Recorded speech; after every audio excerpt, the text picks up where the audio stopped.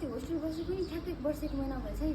अनि हामी होस्टेलमा बस्दाखेरि चाहिँ कति धेरै त्यो हातचिकिसेबाट हामीहरू बसेको हातचिकिसे भयो किसे अहिले हामी जिकिसे भयो नि त।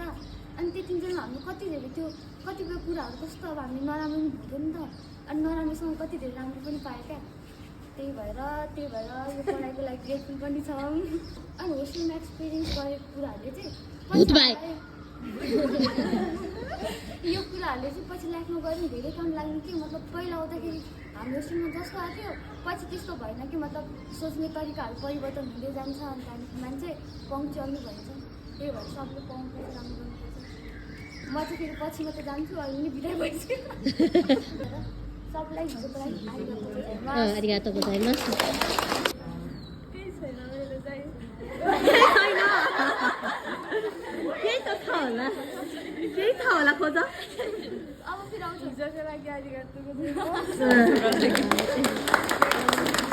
अब हामी पहिल्यैबाट बसेको थियो नि त। अनि हाकिसेकोसँग त हामी एकदम मिलिन्थ्यो होइन। त्यो किसेसँग कुनैसँग मिलिन्थ्यो कुनैसँग मिलिन्थेन होइन। उनीहरूसँग यस्तो उस भएन होइन। लाइक अब केटीहरू यस्तो मनमुटाव भइहाल्छ नि त। अनि तर अहिले आएको यिनीहरू छ नि नयाँ बहिनीहरू यिनीहरू चाहिँ एकदम मिल्ने सर हाँसेर बोल्ने टाइपको रहेछ। त्यो चाहिँ एकदम खुसी लाग्यो होइन। तिमीहरूसँग भेटेर यस्तो एकदम खुसी लाग्यो होइन। अनि हाम्रो क्लासको पछि अनि हाम्रो साथीहरू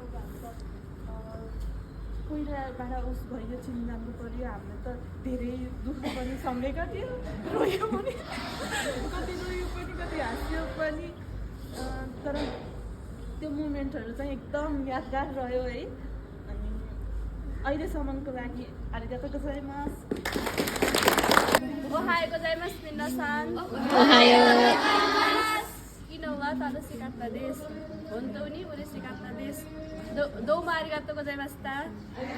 अब यो उमेरमा नि होस्टेलमा बसेको अनुभव लिन पाउँदा चाहिँ धेरै खुसी लागेको छ। यो उमेर रे।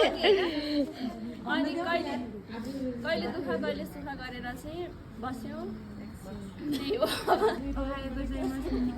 ओहायो 昨日のために本当に心からありがとうございます。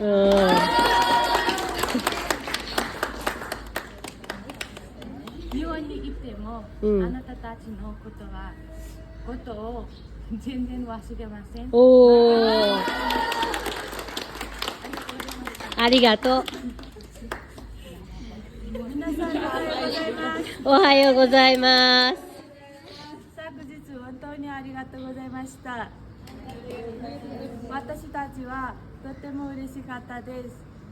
あなたたちの言葉は日本で言ってことを日本で言っても忘れません。